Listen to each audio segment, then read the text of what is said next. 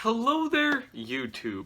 Devin here again with another helmet video for you, and this is actually probably on one of the rarest, most expensive helmets in my collection, and that would be I have an unissued Canadian Gen 1 Barde helmet. Now it looks pretty beat up, and that actually adds to part of the story of this helmet, because this helmet is unissued except for the fact that the paint mix, they must have not cleaned the shell of the helmet very well before they applied the paint, or the paint was the wrong mix or something, because the paint has flaked off in a few spots. But other than that, it's a brand new unissued Gen 1 Barde helmet. Now, for those of you who don't know the story of the Barde helmet, the Barde helmet is a Canadian helmet. It is their first composite helmet that is home designed. It's based off of a lot of different things and eventually would lead to the CG634. So the Canadians way back in the late 80s, early 90s were like, we need to upgrade our military, our commitments to NATO and the United Nations, everything, and we need to get a modern helmet.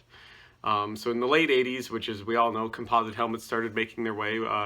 In the early 80s, with the Americans in their PASGAT in 83, 84, and then you see the British with their Mark 6, the Israelis with their Orlight helmet, stuff like that. Very early designs, all right? And then by the late 80s, you see a lot of other countries going to, newer designs. You see the French going to the F2. You see the Germans come out with their wonderful Schuberth helmet, that type of stuff. And so in the late 80s, Canada also was like, we need to upgrade our helmet. So they're getting rid of all their M1s and stuff like that in peacekeeping missions.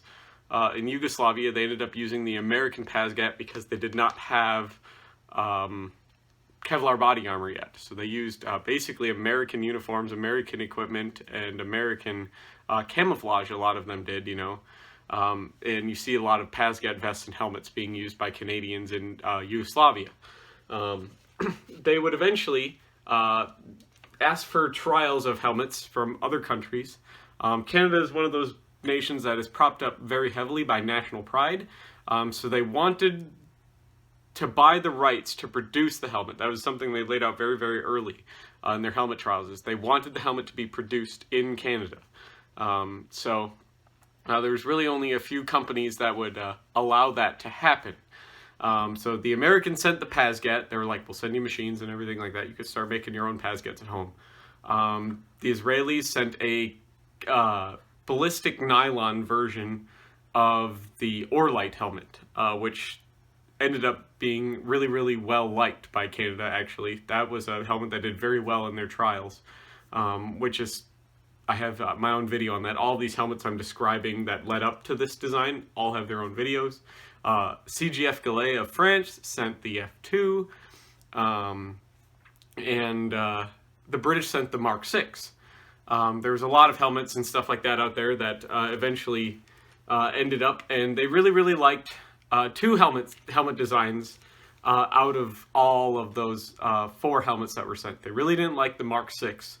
The PASGAT performed really well, but it wasn't quite as stable as they would have liked it, because with just its 2-point chin strap, which was problems they had. They saw a lot of potential problems with gear and injury of their soldiers. The Canadian military being very small, they really can't afford to lose a ton of people to regular old training injuries and stuff like that.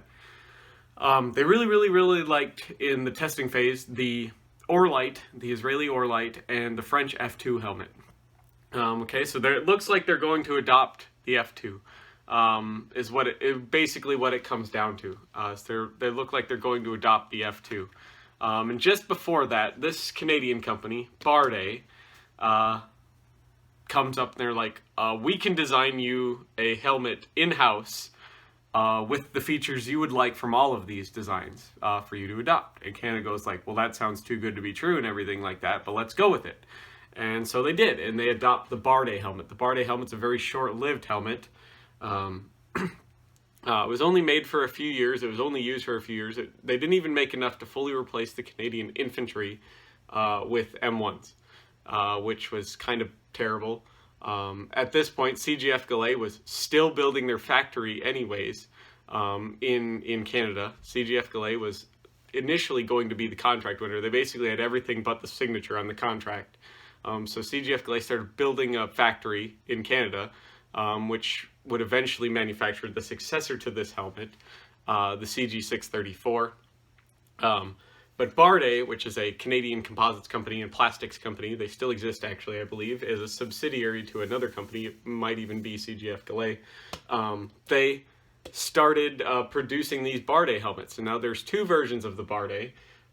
It is a very complicated kind of Pasgat-esque clone.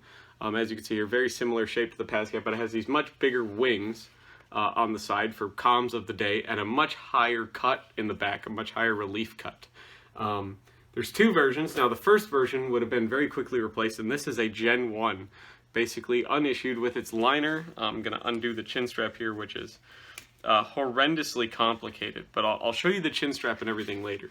But this is the first liner, which is known as the hockey pad liner, and the reason is because it had the same kind of padding that hockey helmets would have had today. It was a bunch of basically closed cell foam around little styrofoam discs, and it would kind of form this articulate shell that you could push into the inside of a helmet.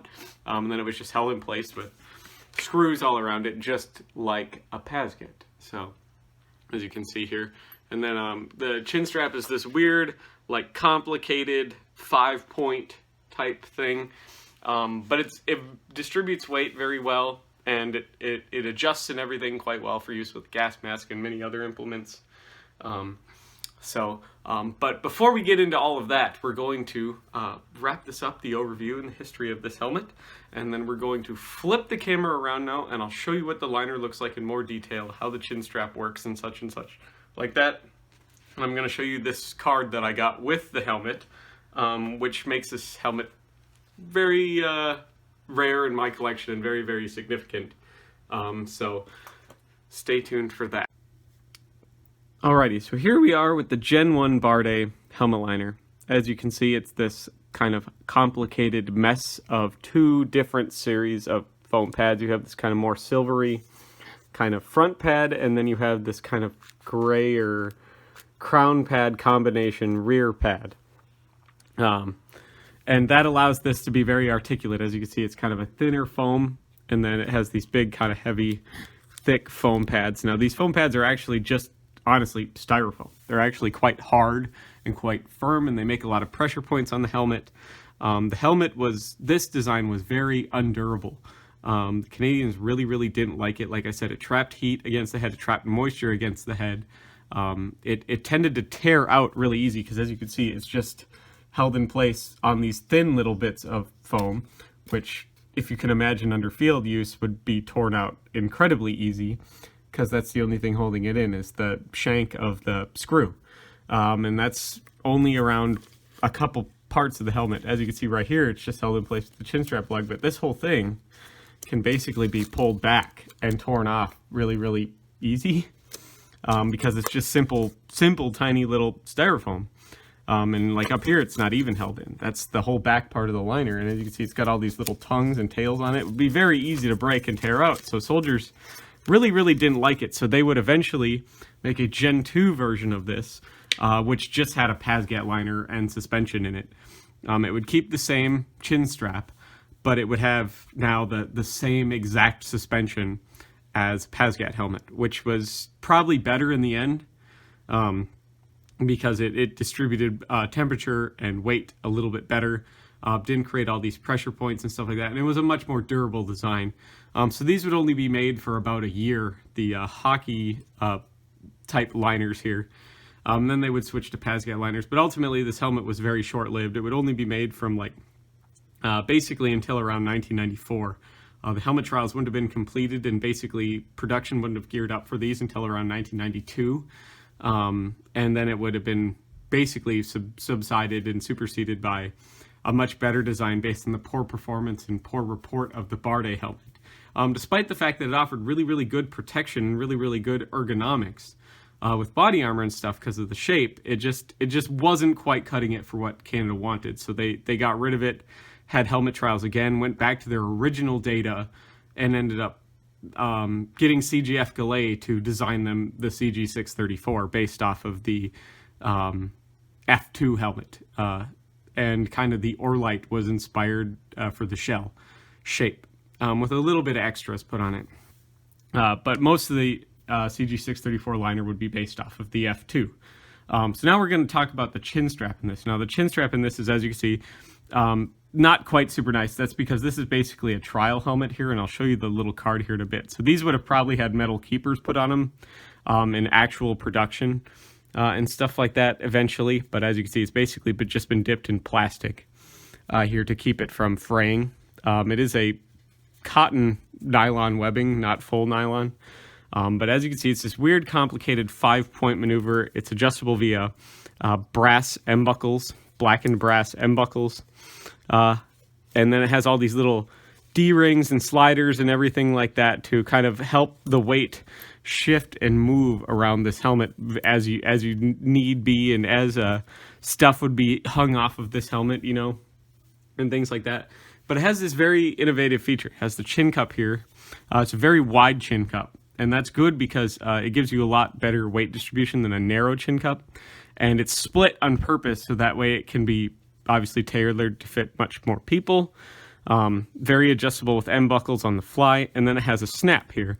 A snap closure right here would be for the normal like infantry use, and then in the event you need a gas mask, they have another snap right here, as you can see. Now this one's like basically froze, and it's starting to tear out the webbing there, so I'm not going to do it. But in an event, you would just pull this, put your gas mask on, pull this tab, and use this female end of the snap with this, and it gives you an extra. Obviously, you can see they're like 2 inches to use for the gas mask, rather than needing a lot of like what the US did, where you would need to adjust your chin strap, you know, basically take your helmet off and adjust the chin strap or the chin cup, or a lot of other countries would be issuing you these little extra 2-inch like extenders to go with your helmets. This is it's just built in. Not only when it's closed like this, you get a pull tab with extra leverage to get the helmet off, because these are really heavy duty snaps. But it's built right in. It has that idea built right in for using with a gas mask or other type facial coverings and stuff like that. Anything you would need to have extra winter gear, you know, if you have a big like balaclava on or something like that, you can use this. It's built right into the helmet, this extra snap. So, which is a really, really cool feature, and they stuck with that through the whole evolution of the Barde, and they'd eventually do away with that on the CG634. But I thought that was a really cool, well thought out feature of the Barde helmet. So here's what I'm going to show you now. The tag I got with this helmet. Now this is the official rejection tag from the National Defense, and it's a material condition tag. So basically this is from the assembly line. So this is a Barde Pattern 1, size medium, paratrooper version, is what this is, I guess. The reason it was just rejected from service was because the paint was chipping, as you could tell. Other than that, and it's brand new, and that has the serial number over here, which is serial number 2 of all of them. 2. This is the second one ever made, and it was rejected for paint chips, because I'm guessing it probably didn't get cleaned, or it got some dust on it at some point during the manufacturing process, which was happening at a very small factory, basically. And if something would have got on the surface of the shell before the paint was applied, it wouldn't. The paint wouldn't adhere right, which seems to be what happened here with this shell. But I just thought that was cool. This is a really cool piece of provenance to have with the helmet itself, and it's just a cardboard tag essentially. But it's the actual reason why it was rejected and the serial number that's on the helmet. So, and it's a really, really super low serial number, which is why this is probably one of the most historically nice and expensive helmets I own, is because I have the tag for it, I have the provenance for it, I have the government like reason why it was rejected, and inspector, you know, everything on that tag. And then it's an unissued Barde too, which is incredibly hard to come by because they didn't make a lot of them. And then it's a Gen 1 at that with an unworn liner. So now we're going to flip the camera back around, and I will put the Barde on and show you guys how it looks, how it feels, how it, you know, sits on the head and everything like that, because it is in my size. Canadian sizing, once again, is a lot like British sizing, where most people are going to fit into a medium. So I wear a US size large helmet, but I will fit into a Canadian size medium because once again, like 80% of people are designed to fit into a medium in the Canadian helmet designs. They really only have 3 sizes rather than having 4 or 5. So now we'll flip the camera back around and I'll try this on for you and show you how it looks and tell you how it feels and all the other good stuff, which probably won't feel great. And then we will conclude the video. Alrighty, so here we are back in front of the video. Have the Barde helmet. I'm going to put this helmet on now and show you guys tell you about how it feels, how stable it is, and everything like that. So, I'll put it on. Your head sinks really deep into this helmet. It's a very deep helmet design. As you can see, it's quite tall from rim to crown. Now let's do the chin strap up. If it's adjusted to me, even.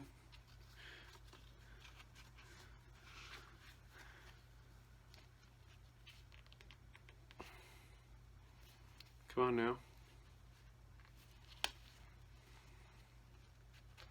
Like I said, these snaps are really heavy duty, so you gotta like do it a certain way because they haven't been broke in at all because it's a brand new helmet. So, oh come on. All right, there we go.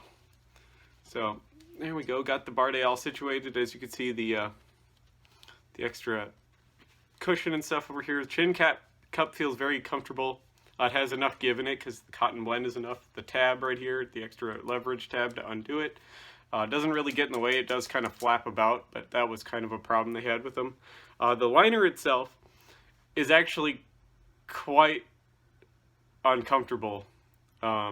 Unfortunately, I have a lot of pressure around the circumference of my head right about here. And then it feels like the top of my head isn't even touching the helmet. And a lot of that is because this liner isn't broken in, and it's also incredibly old and stiff now. I'm feeling like I bet it would be a little bit more comfortable if it was new. But other than that, this helmet feels, this chin strap, overly complicated, but the chin strap itself I'm actually really proud of.